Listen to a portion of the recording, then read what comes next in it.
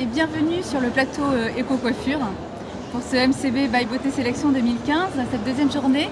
Nous la commençons en compagnie de Marc Cazet. Bonjour Marc, on est ravis de vous accueillir. C'est un grand plaisir pour moi. Donc Marc, tu es directeur de l'éducation chez Vela. Oui, toutes les marques. Toutes les marques. Et tu as eu un parcours quand même assez atypique. Est-ce que tu pourrais nous l'expliquer en quelques mots, parce qu'il est assez long quand même? Attention, oui. Atypique, je ne sais pas. Je suis coiffeur comme à peu près 40 000 personnes ici aujourd'hui. Et j'ai simplement choisi tout de suite un sens plus artistique à ma carrière. J'ai passé mon CAP, mon brevet, ma maîtrise, bien sûr, comme tout le monde. Tout de suite pris le lien des concours, ce qui m'a amené très vite aussi en m'approchant de Vela, qui m'a donné la chance de pouvoir m'exprimer d'abord sur des petites scènes et ensuite sur de beaucoup plus grandes. J'ai terminé sur les scènes internationales de Vela avec des shows comme hier, Christophe Nicolaveau, dans plus de 3000 personnes. Et je suis maintenant rentré dans l'entreprise qui m'a permis de pouvoir faire profiter de tout ce que j'avais pu apprendre à mes artistes ou à mes coiffeurs, comme tout le monde le fait tous les jours. Est-ce que le même parcours aurait été possible aujourd'hui? Mais complètement. Hier, à 2h du matin, à la fin de la soirée Zeno, j'étais en train de discuter avec un jeune que j'avais déjà repéré sur le festival Beauté Méditerranée à Aix-en-Provence. Ce jeune me demandait est-ce que ma créativité peut être en adéquation avec une marque. J'aimerais vraiment travailler sur les shows. Et il dit mais j'ai peur de réduire cette créativité. J'ai dit que chez Vela, ça ne t'arrivera pas. Si tu es avec nous, mon job est de pouvoir te développer à la créativité, telle qu'a été moi, ma vie, ma carrière. Et regarde aujourd'hui ce qu'on a pu faire. C'est tout à fait possible. Donc là, vous connaissez bien la profession, vous êtes bien placé pour parler un petit peu de son avenir. Complètement. Et de ces points à améliorer pour qu'on puisse développer le business et la créativité. Ouais. Qu'est-ce qui est le plus important d'ailleurs, la créativité ou le business? C'est lié complètement. L'un ne va pas sans l'autre, surtout dans notre profession. Le business, la créativité est un business, parce qu'on parle de show artistique, ce qui peut devenir un business, mais la créativité doit servir au business, c'est-à-dire au développement de l'entreprise in fine. Et donc, quel point faut-il améliorer? Je dirais pas améliorer, il faut vraiment un réel changement, une réelle prise de conscience. Quand on va aller dans un salon de coiffure aujourd'hui, le fait de penser qu'on va avoir une bonne coupe, c'est normal, c'est un omis. Une belle couleur, c'est un normal. Un bon shampoing, c'est juste normal.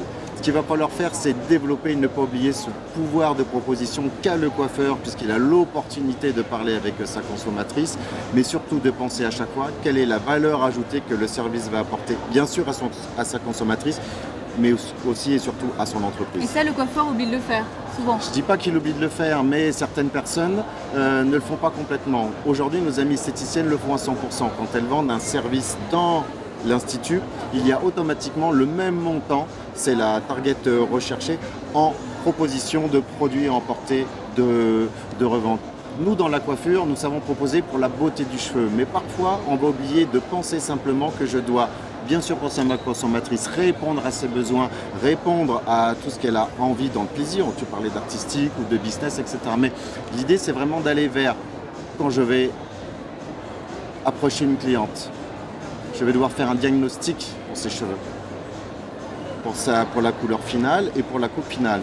Est-ce que le diagnostic doit être fait systématiquement, quelle que soit la cliente fidèle, nouvelle cliente? Systématiquement, quelle que soit la cliente, fidèle, nouvelle cliente, quel que soit le type de salon de coiffure, que ce soit un salon dans lequel j'ai 20 minutes pour couper et coiffer, que dans un où j'aurai l'opportunité d'avoir 2 heures. C'est un novice. Et tout le monde doit le faire, de l'apprenti au coiffeur confirmé? Tout le monde doit le faire, de l'apprenti au coiffeur confirmé. C'est là qu'il faut vraiment changer notre profession et notre éducation. Dès le départ à l'école, c'était quelque chose qui est fondamental, qui va simplement permettre de montrer à la cliente qu'on s'intéresse à elle, avoir pensé en amont au type de proposition qu'on peut faire à cette consommatrice par rapport au segment du salon, par rapport à son positionnement. Mais pour autant, les coiffeurs ont souvent peur, en vendant, d'augmenter la fiche cliente. Le coiffeur c'est un frein important pour eux. Le coiffeur ne doit pas avoir peur de ça. C'est l'une des premières choses que l'on va apprendre en éducation dans les stages de formation, bien sûr.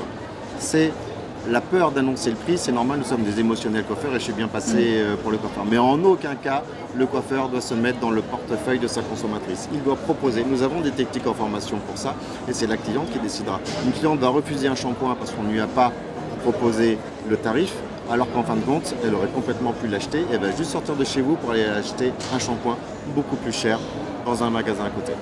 In fine, il faut mettre en place un véritable parcours de la cliente pour que le coiffeur ait des C'est repères le et sache comment... parcours de la cliente, c'est le diagnostic de la consommatrice de A à Z. Et cela, je peux le faire en 1 minute, en fonction du segment de salon, en 3 minutes ou en 10 minutes. De façon, à partir de ce diagnostic, à faire un soin spa complet.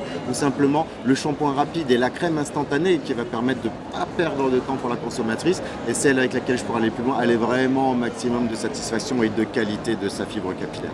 Ok, merci beaucoup Marc pour ces conseils avisés. Merci beaucoup. On vous souhaite un bon salon.